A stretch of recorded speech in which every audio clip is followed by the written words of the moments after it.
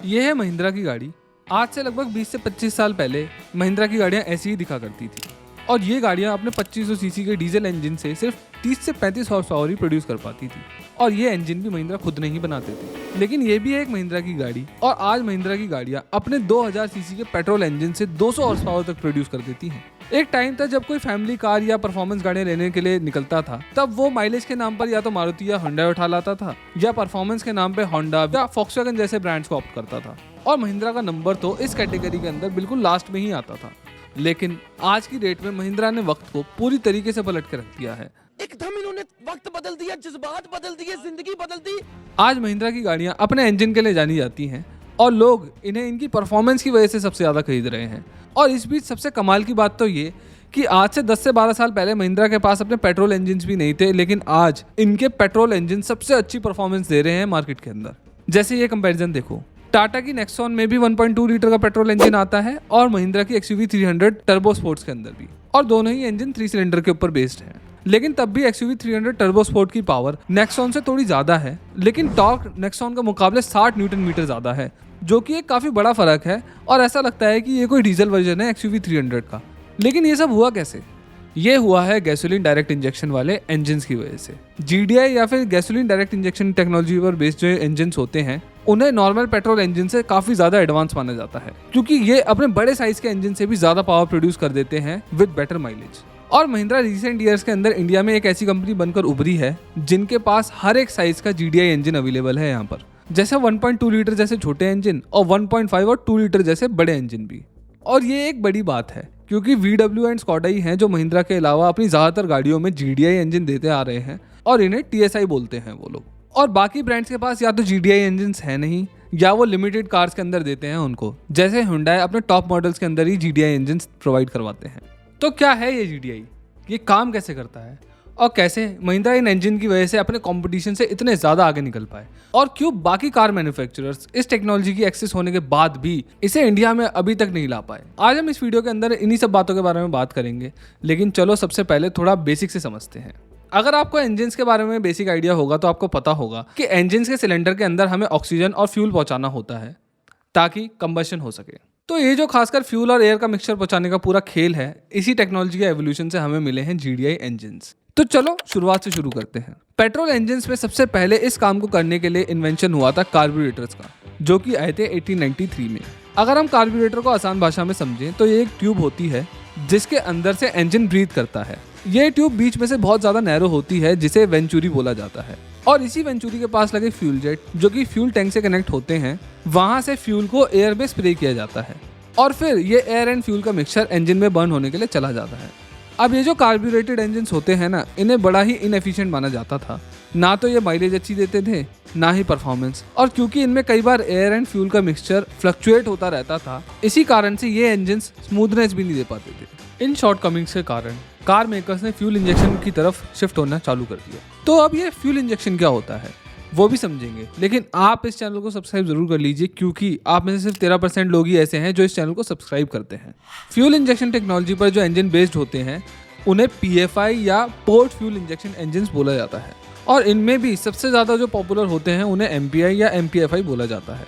ये जो MPI engines होते हैं इनमें हर सिलेंडर के ऊपर और इनलेट वाल्व के पहले फ्यूल इंजेक्टर लगा होता है। इन फ्यूल इंजेक्टर से फ्यूल को सिलेंडर के अंदर जाने वाली एयर में स्प्रे किया जाता है और फिर ये एयर फ्यूल का मिक्सचर सिलेंडर में बर्न होने के लिए चला जाता है, और इसी तरीके से ये MPI इंजन्स काम करते हैं। ये जो फ्यूल इंजेक्टेड इंजन्स हैं ये बहुत साल पहले ही आ चुके थे, लेकिन इनका कार्स के अंदर इस्तेमाल लेट 80s में पूरी तरीके से चालू हो पाया था, और यूरोप और अमेरिका में 90s के अंदर ही बड़ी संख्या में गाड़ियां इन इंजन्स पर चलने लगी थी। बट इंडिया जैसे डेवलपिंग कंट्रीज में कार्बोरेटेड इंजन्स ही चल रहे थे, क्योंकि एक कार्बोरेटेड इंजन की कॉस्ट बहुत कम होती है इन इंजन के मुकाबले, और साथ ही मेंटेनेंस एंड रिपेयरिंग कॉस्ट भी काफी कम होती है। लेकिन फिर भी क्योंकि फ्यूल इंजेक्टेड इंजन्स बहुत ही अच्छी माइलेज देने में कामयाब थे, इसीलिए धीरे धीरे कार्बोरेटेड इंजन्स 4 व्हीलर कैटेगरी में से गायब होने लगे, और आज हम देखते हैं कि बहुत सारे ब्रांड्स अपने व्हीकल्स के अंदर PFI इंजन्स देते हैं, यानी कि वही MPI वगैरह। लेकिन एक बार फिर एमिशन नॉर्म्स बहुत ही ज्यादा स्ट्रिक्ट होने लगे, दुनिया भर में डीजल कार्स पर बैन लगने लगे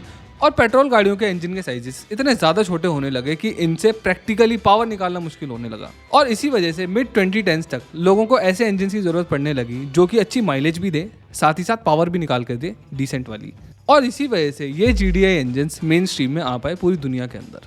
GDI इंजन्स भी MPI इंजन्स की तरह ही फ्यूल इंजेक्शन टेक्नोलॉजी पर चलते हैं, लेकिन जहां MPI सिस्टम में फ्यूल को सिलेंडर के बाहर इंजेक्ट किया जाता है, वहीं GDI इंजन्स में फ्यूल को डायरेक्टली सिलेंडर के अंदर इंजेक्ट किया जाता है और इसीलिए इनको गैसोलीन डायरेक्ट इंजेक्शन बोला जाता है। GDI के अंदर के ऑप्टिमल एयर फ्लो को कंट्रोल करने के लिए air intake port straight direction में पोजीशन होते हैं। इन इनटेक पोर्ट के जस्ट नीचे हाई प्रेशर सॉइल इंजेक्टर्स लगे होते हैं, जिनसे फ्यूल का सफिशिएंट एटमाइजेशन हो पाता है एंड फाइनली एक एक्सीलेंट एयर फ्यूल मिक्सचर तैयार हो पाता है। और जब ये मिक्सचर पिस्टन के ऊपर जाता है तो इसका कॉम्बशन बेटर होता है, जिससे GDI इंजन को ज्यादा एफिशिएंसी मिल पाती है। अब क्योंकि आजकल सभी GDI इंजन्स इलेक्ट्रॉनिकली कंट्रोल्ड होते हैं, इसीलिए डिफरेंट ड्राइविंग कंडीशन के हिसाब से injection timing and air fuel mixture को कंट्रोल कर सकते हैं।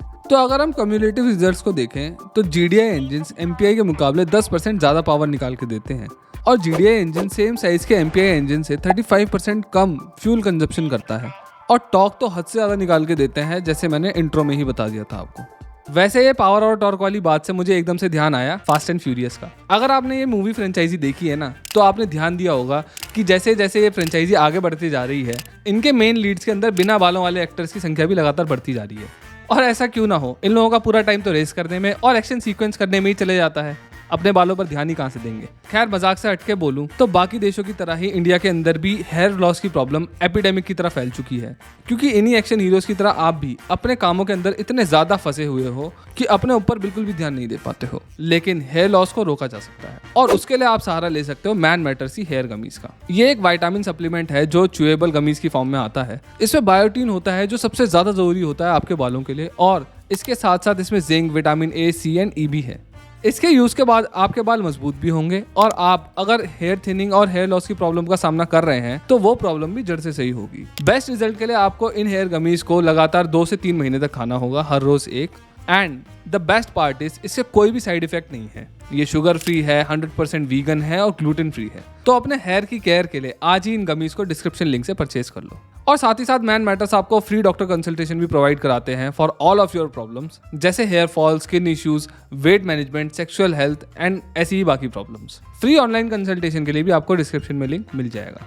जैसे मैंने पहले बताया कि MPI इंजन्स कोई बहुत नई टेक्नोलॉजी पर बेस्ड नहीं होते हैं, उसी तरीके से GDI इंजन्स भी काफी ज्यादा पुराने हैं। GDI इंजन्स का यूज पहले प्लेन्स में भी होता था और मित्सुबिशी ने तो 1996 में ही GDI इंजन्स को मास मार्केट में लॉन्च कर दिया था to get advantage over their competition. और आज 2023 में दुनिया भर के 8 मेजर मैन्युफैक्चरर्स अपनी 75% गाड़ियों के अंदर GDI इंजन्स को इंस्टॉल कर रहे हैं। और जबकि पूरी दुनिया में इतने सारे कार मैन्युफैक्चरर्स अपने GDI इंजन्स को लॉन्च कर रहे हैं parallel to their MPI engines for such a long time, India में हमें इन इंजन्स का नामो निशान भी देखने को नहीं मिलता था मिड 2010s तक। और उसका सबसे बड़ा रीजन ये था कि GDI इंजन्स के बेनिफिट्स तो बहुत हैं, लेकिन ये काफी ज्यादा एक्सपेंसिव भी हैं। और ऐसा इसलिए क्योंकि इनके अंदर होने वाला जो हाई प्रेशर ऑपरेशन होता है ना, उसके लिए ऐसे कंपोनेंट्स चाहिए होते हैं जो हाई प्रेशर पर स्टेबल रहे, और ऐसे कंपोनेंट्स जनरली एक्सपेंसिव होते हैं। और इसके अलावा डायरेक्ट फ्यूल इंजेक्ट करने के लिए हाई प्रेशर फ्यूल पंप की जरूरत भी पड़ती है, जो सिलेंडर के प्रेशर से ज्यादा प्रेशर जनरेट कर सके। MPI इंजन्स के मुकाबले GDI इंजन्स में 40 गुना ज्यादा प्रेशर पर फ्यूल को इंजेक्ट किया जाता है, जिसके कारण पिस्टन रिंग्स पर प्रेशर इंक्रीज हो जाता है और इन्हीं सब बातों की वजह से इन इंजन की सर्विस कॉस्ट भी बढ़ जाती है। और इन्हीं प्रॉब्लम्स के कारण इंडिया जैसे प्राइस सेंसिटिव मार्केट में GDI इंजन्स को सक्सेसफुली नहीं लाया जा सका। लेकिन ऐसा भी नहीं है कि कोई भी कंपनी इंडिया के अंदर डायरेक्ट इंजेक्शन वाले इंजन्स लेकर नहीं आई थी। VW उन शुरुआती कंपनीज में से है जो अपने TSI नाम वाले इंजन्स लेकर आए थे भारत के अंदर। ये जो TSI इंजन्स होते हैं ये GDI इंजन्स ही होते हैं मेजरली, बस नाम का ही फर्क है। खैर, VW की बात अलग है, वो तो गाड़ियां ऑलरेडी महंगी बेच रहे थे और उनकी सर्विस भी महंगी थी और उनकी कार्स को एक सर्टेन क्लास के लोग ही ले रहे थे उस टाइम पर। लेकिन अगर GDI इंजन्स इतने ही महंगे थे तो बाकी कंपनीज इसमें क्यों कूदी, और खासकर महिंद्रा। अगर इंडिया स्पेसिफिक बात करें तो 2014 में इंडियन गवर्नमेंट ने डीजल सब्सिडीज को रिमूव कर दिया था, जिसकी वजह से डीजल और पेट्रोल के प्राइस में धीरे धीरे गैप ही खत्म होने लग गया। और इसके अलावा इंडियन गवर्नमेंट ने एमिशन नॉर्म्स को भी और ज्यादा स्ट्रिक्ट करना चालू कर दिया, जिसकी वजह से डीजल इंजन्स को बनाना और भी ज्यादा एक्सपेंसिव हो गया। और ऑटोमेकर्स को कहीं ना कहीं ये तो बात पता ही थी कि एमिशन नॉर्म्स और भी ज्यादा स्ट्रिक्ट होने वाले हैं और इंजन्स के साइज को और भी ज्यादा छोटा करना पड़ेगा। लेकिन एक बहुत बड़ी प्रॉब्लम ये थी कि जहां एक तरफ इंजन के साइज छोटे हो रहे थे, वहीं दूसरी तरफ मार्केट डिमांड की वजह से गाड़ियों के साइज बड़े होते जा रहे थे। जैसे आपको पता ही होगा आजकल SUVs का कितना क्रेज है और लोन अप हैचबैक्स भी कितनी सारी आ गई हैं। और इसीलिए महिंद्रा ने GDI इंजन्स की R&D पर भारी पैसा इन्वेस्ट करने का डिसाइड करा क्योंकि महिंद्रा के पास ऑलमोस्ट 85% गाड़ियां सिर्फ डीजल वाली थी। और एक तरीके से देखे तो महिंद्रा का ये डिसीजन स्पॉट ऑन था, क्योंकि महिंद्रा जिस सेगमेंट में गाड़ियां बना रहे थे वो पहले ही काफी ज्यादा महंगी होती हैं और इस सेगमेंट में GDI इंजन की कॉस्ट को भी जस्टिफाई करना थोड़ा आसान रहता है, अनलाइक जैसी गाड़ियां Hyundai या मारुति वगैरह बनाते हैं। फॉर एग्जाम्पल Hyundai अपनी GDI इंजन को सिर्फ टॉप मॉडल्स में देते हैं टू जस्टिफाई देयर कॉस्ट।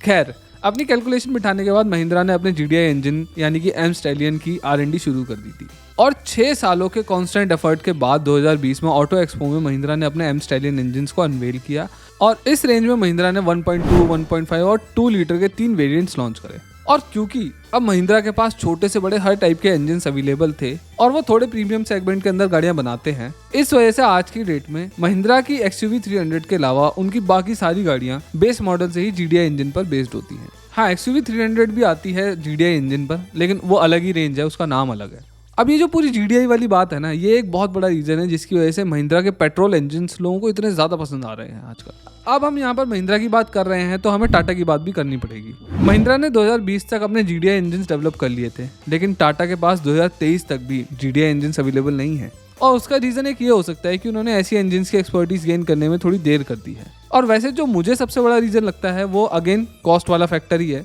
क्योंकि टाटा ज़्यादातर एंट्री लेवल और मिड सेगमेंट में फोकस कर रहे हैं और इसीलिए टाटा मोटर्स के पेट्रोल इंजन MPI टेक्नोलॉजी पर ज़्यादातर बेस्ड होते हैं। हाँ, टर्बो वगैरह लगाकर उनके इंजन थोड़ा परफॉर्म अच्छा करते हैं, लेकिन नॉट लाइक GDI। खैर, टाटा भी अब GDI इंजन लेकर आने वाले हैं अपने, और उन्होंने 2023 के ऑटो एक्सपो के अंदर कुछ दिन पहले ही अपनी GDI इंजन फैमिली को अनवेल करा है, जिसमें एक है 1.2 3 सिलेंडर इंजन और दूसरा है 1.5 4 सिलेंडर इंजन। लेकिन ये दोनों ही इंजन फिलहाल आने वाली कर्व और सफारी और हैरियर वगैरह में ही मिलेंगे। ये वीडियो देखने के बाद आपको ये वाली बात तो समझ में आई होगी कि GDI इंजन एडवांस होते ही हैं, पर उनके भी अपने चैलेंजेस हैं जो कि मोस्टली उनको महंगा बनाते हैं और इसीलिए आज भी MPI इंजन GDI इंजन के पैरेलल एग्जिस्ट करते हैं और इनसे भी ज़्यादा संख्या में बिकते हैं। अगर मेरी ये वीडियो पसंद आई हो तो please consider subscribing this channel. इस वीडियो को लाइक करिए, शेयर करिए और अपने विचार GDI टेक्नोलॉजी और महिंद्रा की इस स्ट्रैटेजी के बारे में जरूर छोड़िए। Thank you.